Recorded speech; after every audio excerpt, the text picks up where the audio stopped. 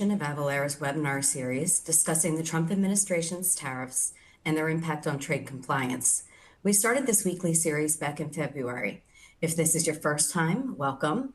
If you've joined us before, welcome back. My name is Regina, and I'll be your host. Before we dive in, just a couple of housekeeping items. Just a friendly reminder that Avalara cannot provide legal or tax advice. On your screen is our safe harbor policy. Please take a moment to review.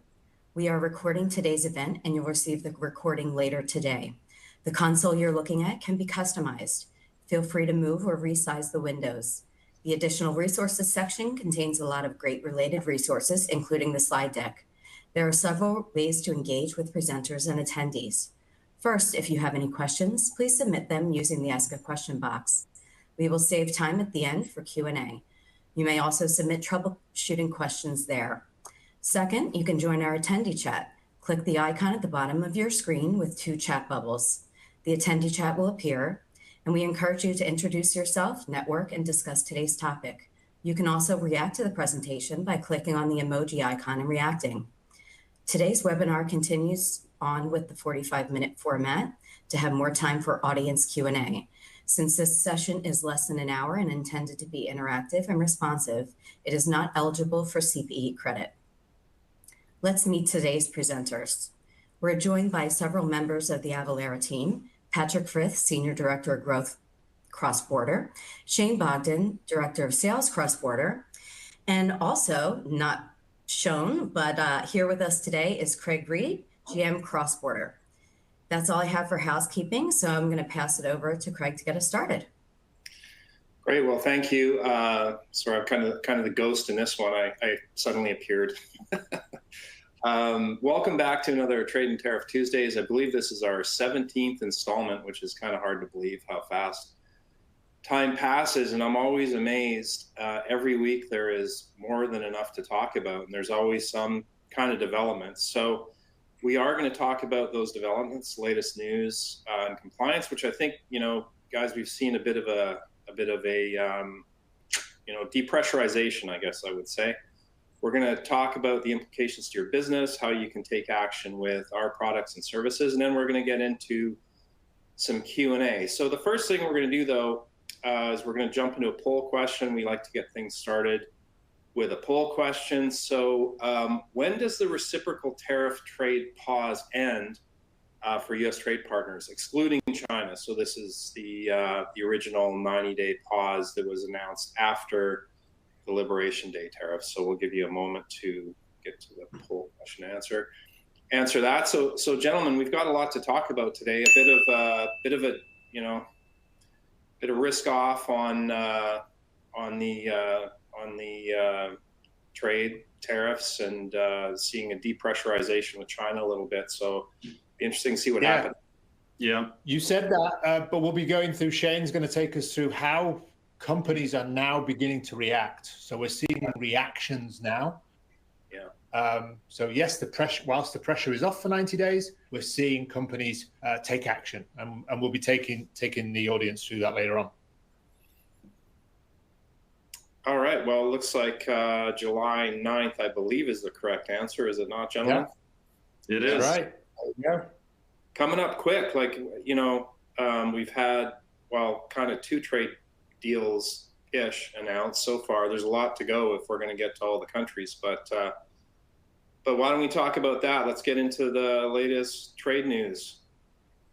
Yeah. So that's right. July the 9th, 50% over, got that right. 6 or 7 weeks away. Something like that, 6, 7 weeks away. We're not far away.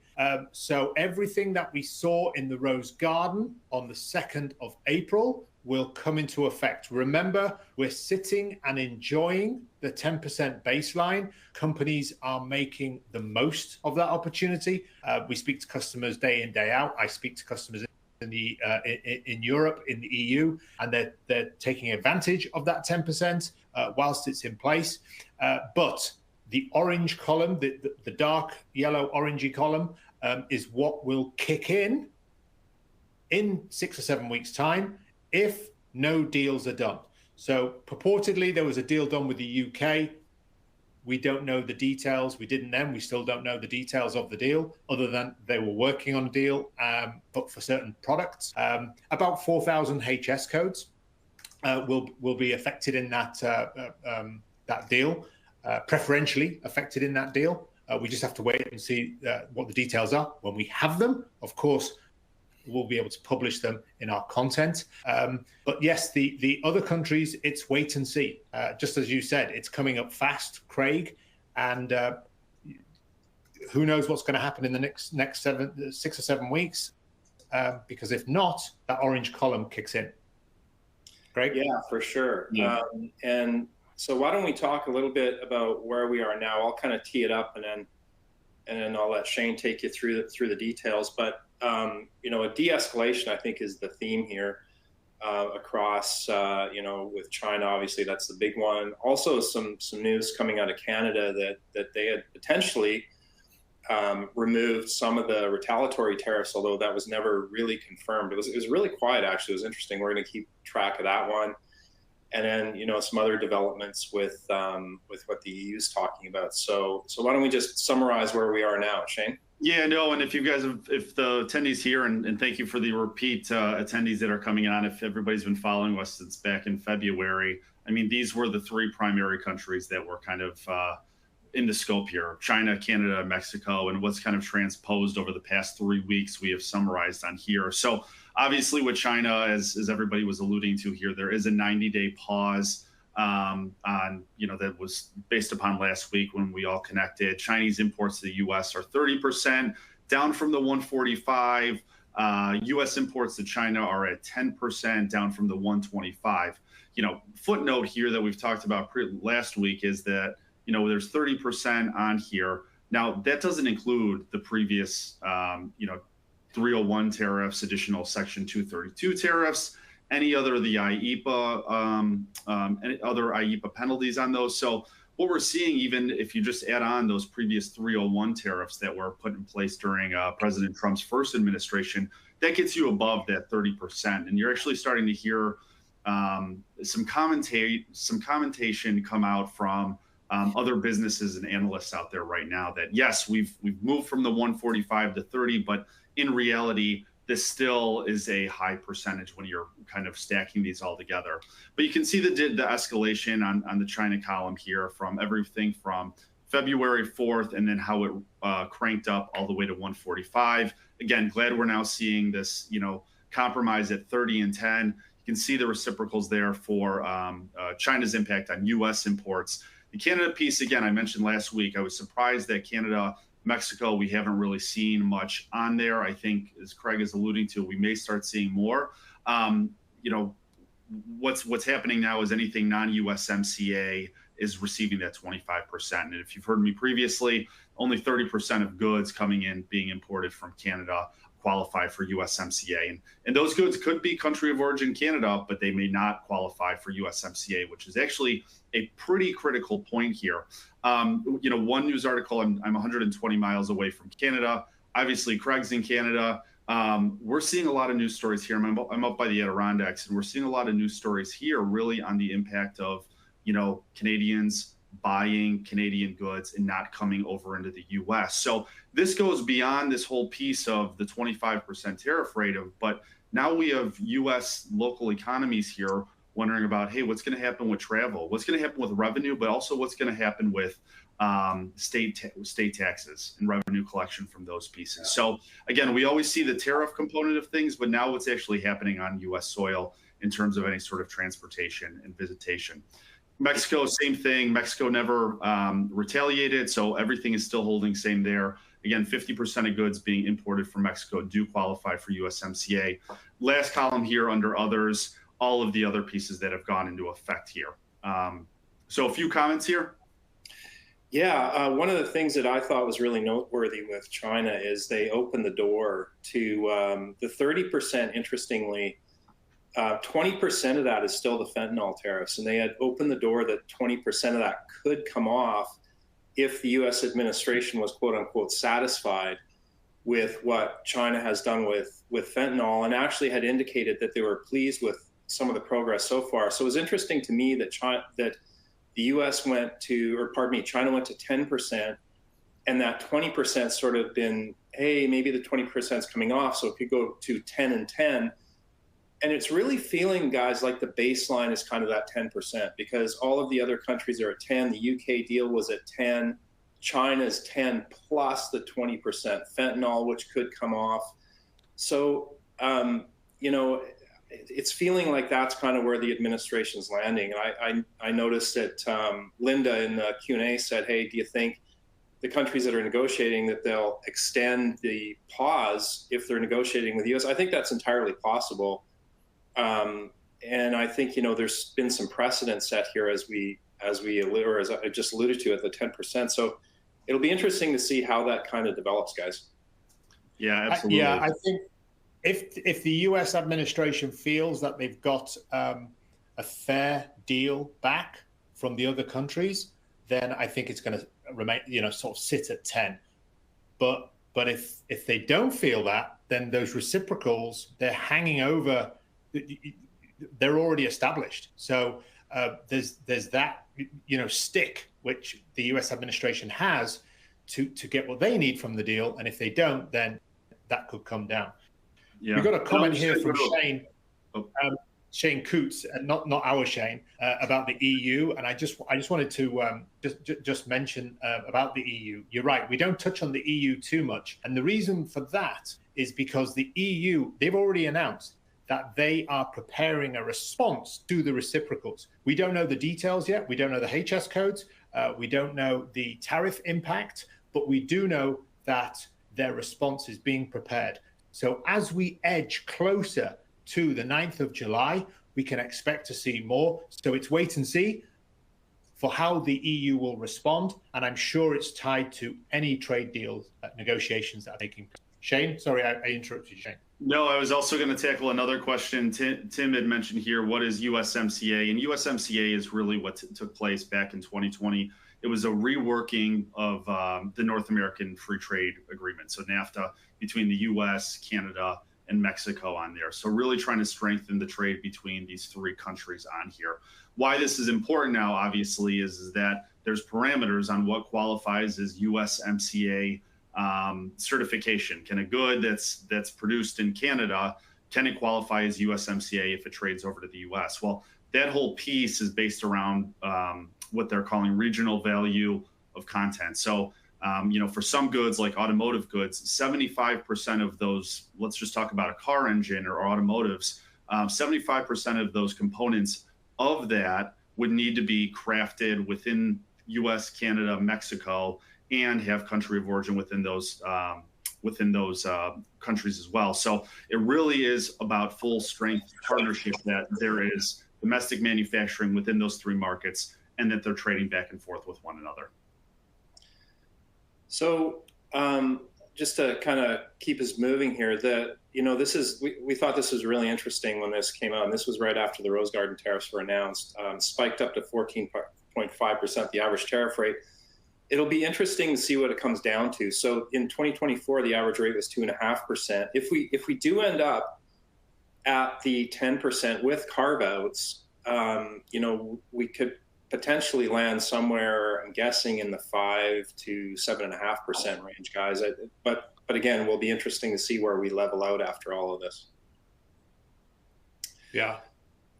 So de minimis, de minimis is a really big deal. I noted that in the Q&A, Leon asked, have we heard anything about when and if de minimis for non-China and Hong Kong COO goods will go away? Let's address that question in a second. But, as we've mentioned before, there is a tremendous amount of volume of de minimis that came into the country prior to this announcement that went into effect in May. So anything under $800 was not taxable or dutiable, but now everything under $800 is subject to applicable duties, and that's at a flat 54% or $100 per package for postal shipments, or at 54% for non-postal shipments. It would just be the regular tariffs. And to answer the question, I think it's at the bottom right, that de minimis could be eliminated entirely as of July 1st, 2027, guys. Yeah, I mean, this has been a bipartisan piece even prior to February. I remember last year, there's a bunch of bills currently now that have been in the House in terms of reducing or eliminating de minimis, because the majority of this was about the concerns of fentanyl being imported to the U.S. The whole piece, Trump had a quote, about adequate systems coming in place. This has been on the agenda for CBP as well as the president for some time now.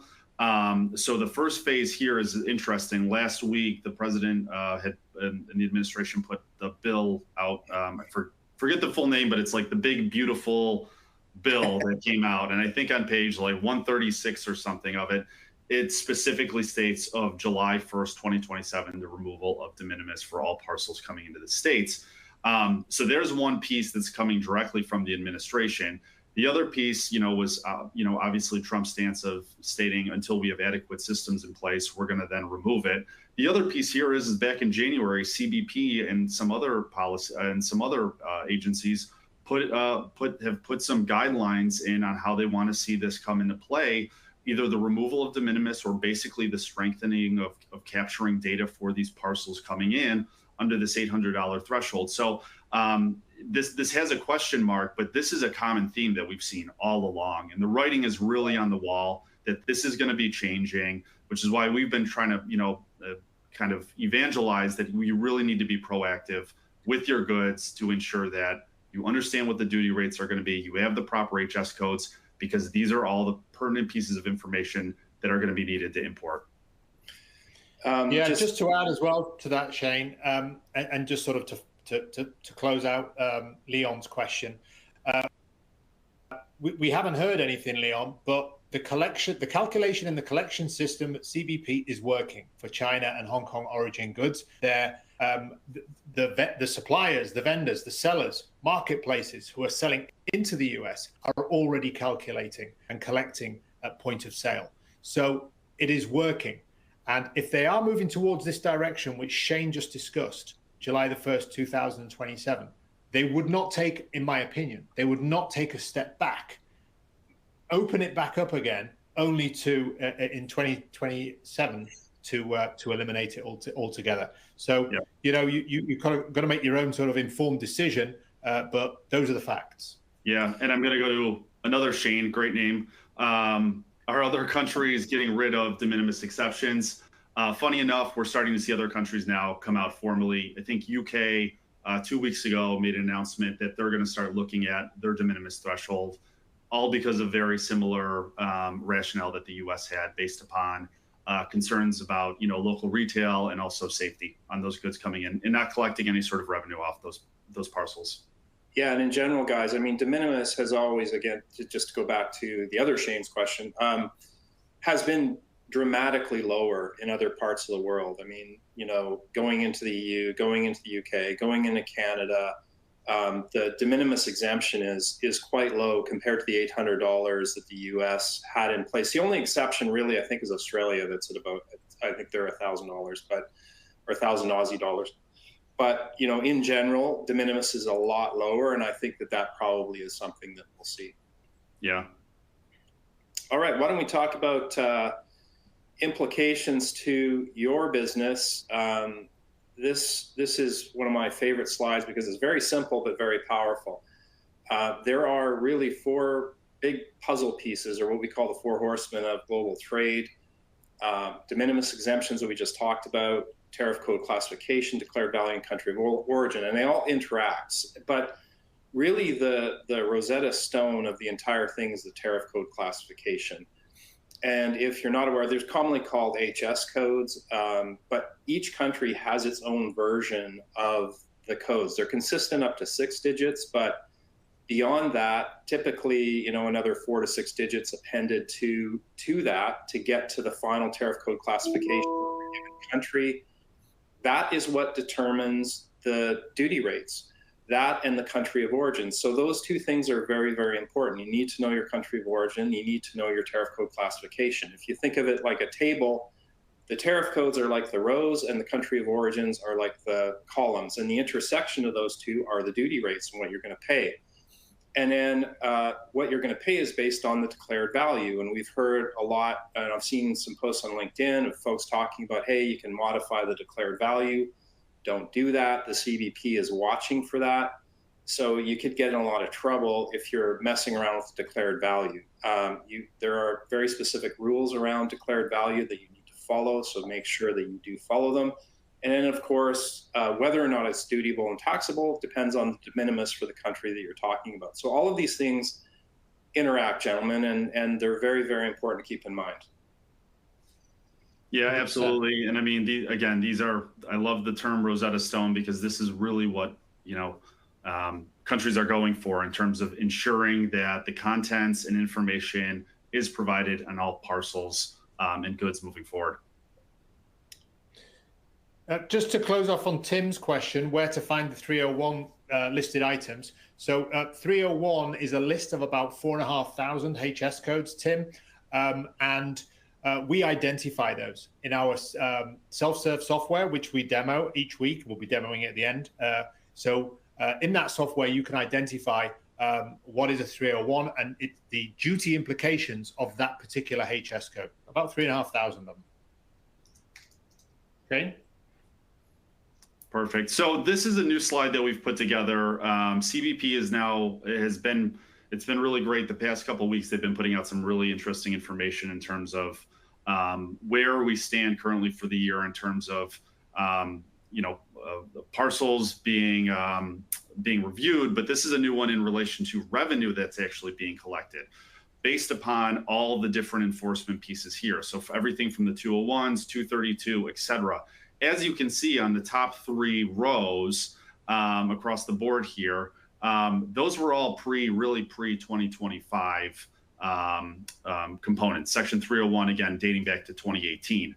Now, if you look below Section 301, you can see all of these other enforcement and collection mechanisms that are currently in place here, which we've outlined in that orange piece. But even if you look at Section 301, compare it to last year, I mean, we're only now through, this was only up until April, and the government has collected 22 billion versus 38 billion annually last year. I mean, the collection on these numbers is going to outpace former years by miles here. So it's going to be very interesting. And I think what we're going to keep doing is, as CBP continues to update these statistics, is we're going to continue to show how much revenue CBP is now generating. And I'm sure the administration, this is going to be something that they're going to take and be publicly issuing and kind of touting out to the media in terms of what revenue this is bringing in. But these are some pretty staggering numbers, what we're seeing across the board here.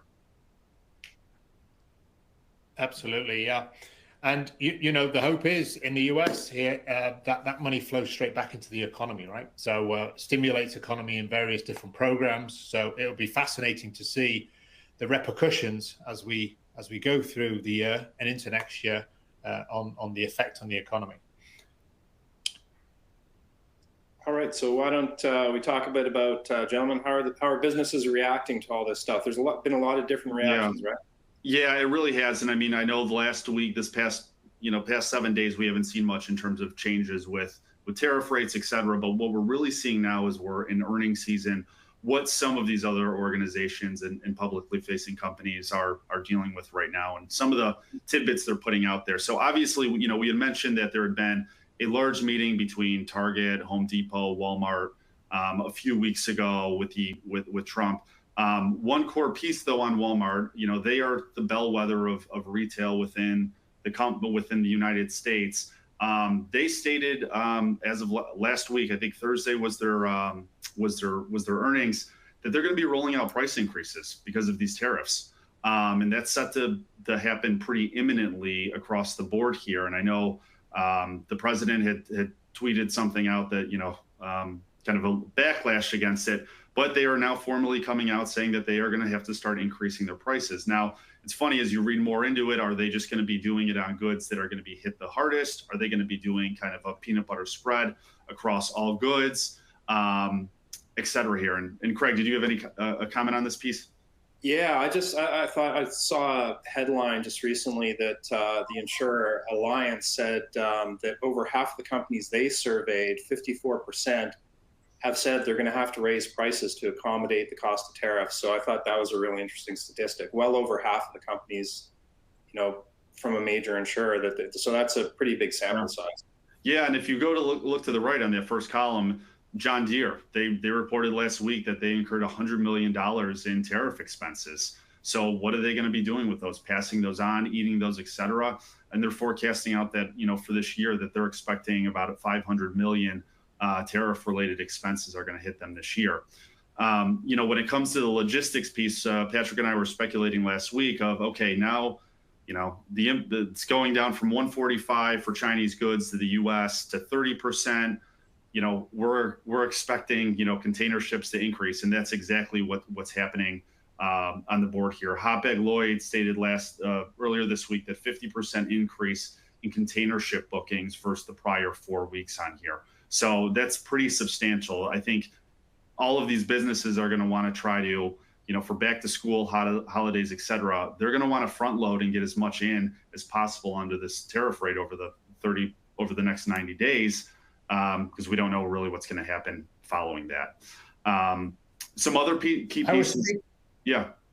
Just to follow up on that, Shane, I was speaking to a toy manufacturer, and whether we like it or not, 70% of the world's toys are made in China still. And they're using this window, this opportunity to get things in for Christmas. Okay. Yeah. So under the tree, parents want to put under the tree. So they're going to be moving in this window, taking advantage of the opportunity of bringing it in whilst this 90-day pause is on. So hence the increase in container. It's going to be full of items such as toys. Yeah. And I mean, just in toys, Mattel, one of the largest toy manufacturers, they've been kind of in the spotlight recently just because kind of pushing against the administration that they're going to be taking a hit and passing these costs on to their consumers. And they're basically saying that there's no easy way to eat these costs. They've actually pulled back guidance for the rest of the year in terms of their earnings. So toys are definitely going to be taking a hit here. Yeah. Okay. So we mentioned that you got to be careful, right? So CBP is watching what's going on, aren't they, gentlemen? There's a lot of enforcement activity, a lot of audits going on. So again, I think, it's important to make sure that your information is correct and you're reporting accurately. Yeah. And I think CBP came out with a statement earlier this week, too, that they are going to be calling this a white collar crime and basically stating that they are going to be going after and doing violations for anybody who is going and kind of tampering with the way they're doing these tariffs, changing declarable values, et cetera. So the audits are absolutely up. Again, this is another one we're going to keep pulling up because we just got the April results here. Although they are down, you can see here from March to, April was 117 million, 33 audits. That is still significantly above January and February. Yeah. So what can businesses do, gentlemen, to keep pace with these changes? So these are what you want to avoid, obviously. A list here. So shipments held up in customs. Yes, if you don't have your duties and taxes determined, you don't have a mechanism to pay those duties and taxes. They're increasing, as we know. We speak about that every week. Then your shipments are going to be held up until CBP are satisfied that you have paid. So make sure your financial apparatus is set up. Your HS codes, your Rosetta Stones are in place. You don't want to delay because of that. That's an easy fix. And then your duties and taxes are ready to be paid. So shipment flies straight through, ends up with your customer, satisfy the customer promise. Penalties and fines, audits. We've seen audits have started already, and they believe 117 million is owed. So how they've determined that, we're not sure. But if they've started audits, there's going to be more. Audits work, okay? We know that. We all know that. So the white-collar crime is a real thing. It's a law. Remember, it was passed. It was an executive order. It was passed. It was a law. So therefore, breaking it has consequences. Don't over or undercharge. You want to be paying right to the penny. Undercharging is evasion. Overcharging, you're out of pocket, or your customer is paying too much for the product. So get it right to the penny, which means Rosetta Stone, and it means declared value. and it means calculating accurately on the tariff for that particular product. Therefore, avoid poor customer experience. Can move on. Yeah, so what are some steps you can take to build a resilient supply chain strategy? These are some of the things that we're hearing from customers and partners we talk to. Diversifying shipping carriers or sources of supply is one. Automating global trade compliance, so using software tools such as ours. Working with your customs broker to lean on their expertise. Be careful with that one though. Those folks are getting inundated with questions right now, but they are a resource. Ensure your product details are compliant. We keep harping on that. Your HS code, your countries of origin, your declared values, etc. Others are building inventory to absorb short-term headwinds, although at some point inventory runs out. So that is something that that you can only do for so long. So just curious, another poll question: what are you doing? Are you diversifying? Are you switching? Are you investigating new trade tools, rethinking your strategies, or doing something else, or maybe you don't know? We'll give you a second to think about that one and respond. Just because of all the uncertainty to date, I think folks haven't really picked a lane yet typically, but it's interesting to us to see how this kind of develops. Absolutely. Yeah, let's see what happens here. Give me another few seconds. Oh, sorry, you can select more than one answer, by the way. So if you want to select more than one answer, thanks for the reminder, you can do that. So another few seconds, and all right, let's move on. All right, we've seen a little bit of a drop in the I don't know yet. Diversifying suppliers and manufacturers is up, gentlemen. That's it's increasing. Yep. This is the first time we've seen a drop in I don't know yet. So, and this is consistent, Craig, if you think about it, for the conversations we've had over the last 14 days with customers, they're beginning to pick a lane. So enough of action. So it's interesting to see now that we're which way companies are moving. Yeah, which so direction. we're just that's a big jump in diversification. So that is really interesting. We're going to continue to keep track of this, and we'll continue to report on it. But it is very interesting. Another question: how are you planning to respond? Are you going to pass additional costs on your customers? Are you including a tariff surcharge?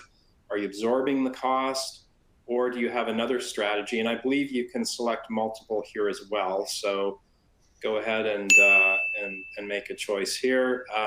We've seen all kinds of. Actually, I just read that Home Depot has been saying they're going to hold prices, and they're pushing their suppliers to absorb the tariffs and move their manufacturing capabilities to other jurisdictions. So that's an interesting one. Different strategies coming out as we move through the landscape here. Wow, that's when you take in the combination into effect, I think there's a combination of passing additional costs or including a tariff surcharge, and then absorbing the cost is much lower. So that would say that roughly 80% of the time you're going to see an increase in costs, which would indicate that there's some inflation on the way potentially. Yeah, we should Craig, I'm just probably going to pause real quick. Yeah, sorry. Let's just pause real quick. And there's questions on here. I saw one in terms of, but if someone didn't have Avalara software, where can the 301s be found? Those are all publicly released by Customs Border, CBP website, the Federal Registrar, USTariff.gov. Those are all pieces. Now there's hundreds, if not thousands of these, to kind of sort and sift through. This is how we can help out on that front, automating these things, quickly looking these pieces up. But all of the content that is within our service is all based upon what is then put out by legislation in the government. So again, CBP, USTR, the Federal Registrar, and then the CBP trade statistics that were shared were those forecasted collections or actuals. Those are actuals year to date. So they have been updating those pieces out on a monthly basis, I'm presuming. They issued those I think last week. So very interesting things. We'll keep posting those. Yeah, and obviously, we've got tools to help you out. We've got tariff code classification tools, multiple different flavors of that, trade restrictions management tools, duty and tax calculation tools, content resources. So we have a lot of resources that you can use. There's various different ways you can access them. There's various different ways you can integrate them. So there's a lot of choices there, gentlemen, for how folks can use Avalara services. Absolutely. And our piece over the past 20 plus years is how do you be prepared for these things and stay compliant? And that's where we help out with. So there's much more to that team based outside of the three of us here. We have 250 classifiers out there. We want to make this easy for everybody during these very interesting times, and stay prepared. Yeah. And we have a demo that, are we running the demo today, gentlemen? Yeah, we're going to run it back by popular demand. Okay, I'll let you control it from here, and you can be the master of the demo. Yeah, so fingertips. Welcome to the Avalara Tariff Content Classification Tool demo. Click to learn how this tool can accurately classify your products. First, choose the country of import. In our example, we will use the US. Click to proceed.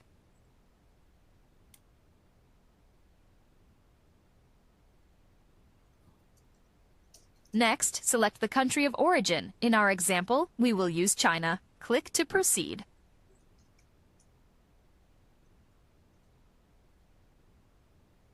Next, let's describe our product. Click to proceed.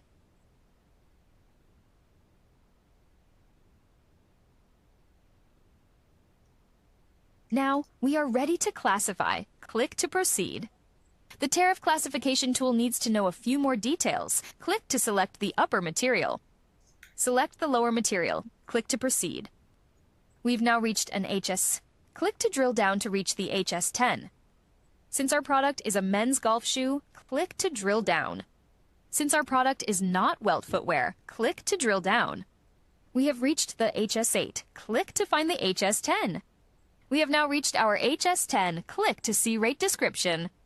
Here we can see the total duty amount for this product.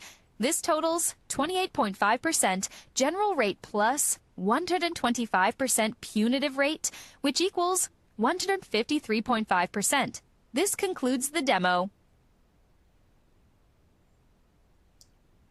All right, so folks can actually get access to that tool for themselves, can they not, gentlemen? We have a free trial that we're offering. Yeah, last week for the first time. Yeah, last week for the first time, we offered this out. So it was great to see the participation that wanted to have a week-long trial. If you were one of those, you should have received your passcode and user ID yesterday. For those that want to try this out that weren't on last week and didn't do it, I believe we have a poll on the next piece here is if you could select yes, our team will get out to you by the end of this week, Monday at the absolute latest, and provide you with username and password for those 5 days. Yep. Yeah. Whilst people are selecting yes on this, just a questions. Tracy Smith, China tariff has decreased. Can we recoup duty? So this is something that you'll need to speak to your broker. Whoever cleared your goods, then speak to them about duty drawback, their capabilities. They'll probably charge you for it, but whether or not your goods qualify. So that's a broker question. Yeah, and Patrick, just on that one too, I think over the past 90 days, there's been a lot of changes around it. Originally, duty drawback wasn't allowed, and then there's some exceptions on certain pieces of which tariffs. Is it the IEEPA tariffs, is it the reciprocals? But yeah, this is more of a question for the CBP and your broker. Yeah, and for the folks who didn't answer yes to or didn't want a trial, you may want to talk to one of our experts about our other trade compliance tools. If you would like to get a follow-up from one of our representatives, talk about our other capabilities, maybe you want to talk about content, maybe you want to talk about our calculation capabilities or restrictions capabilities, etc., then you can select yes there, and we'll follow up with you after the webinar. All right, okay. I'll just leave that up. Maybe, why don't we hit some more questions while we got a few minutes left here. That's right. So a question from Patrick, great name. lifting of the pause dates. So that's July the 9th, remember, for the rest of the world, not China. China's further down the line, but July the 9th. How does it work in terms of goods in transit? So that has not yet been announced, Patrick. However, if we look at precedent, what happened before was the date it left the export port. Okay, so the date it hit the water or wheels up on the plane, that is the date that's used. And if it left the port or the airport on the day after the lifting, then those would be the duty rates, which eventually, when your product arrives in the US, are what's going to be imposed on your product. That's the precedent. What will happen, we don't know, but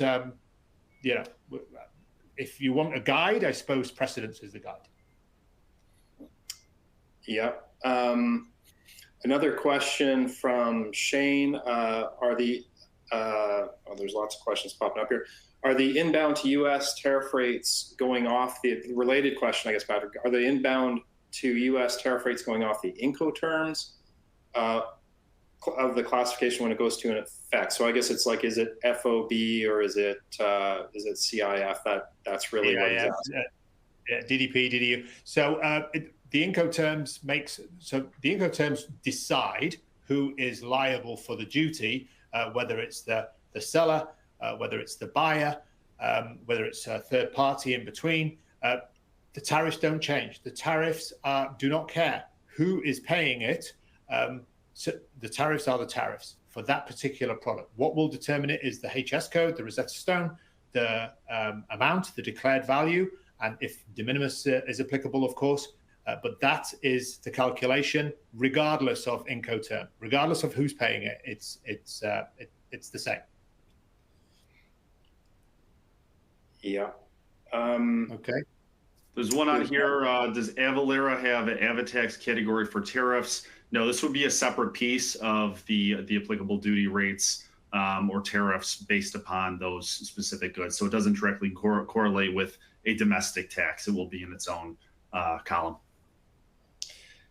Yeah, and another question from Andrew. What are some reasons an importer would incur SEMA or LMSI charges from Canada Border Services Agency? So for those of you who don't know, for imports into Canada, that's basically anti-dumping. So it's looking at goods that are, it's called the Special Import Measures Act. So this is where you're exporting to Canada at goods, or pardon me, at prices that are below what they're sold for in the exporting country or below production costs. You're subsidizing it, et cetera, et cetera. So that's why. So it's basically you're engaging in unfair trade practices. There are rules around it that are stipulated by the Canadian Border Services Agency. So I would encourage you to look at that and make sure you're staying compliant with CM and LMSI because there are obviously penalties called AMPS penalties in Canada if you're found to be contravening those rules. All right, I think with just a couple of minutes to wrap up here, we do have some blogs that we put out on how to prepare for the tariffs, what you need to know about the U.S.-Canada trade war, de minimis, the steel and aluminum tariffs. So we have a variety of different blogs that are kept up to date with all the latest changes. So you can review those and get up to date information. You can review the tariff code classification demo. And you can get access to different resources within the Avalara ecosystem. We are going to send this presentation to you after the show, so you will be able to, obviously you can't click on the links within the webinar, but they will be hot links once you receive this information after the show.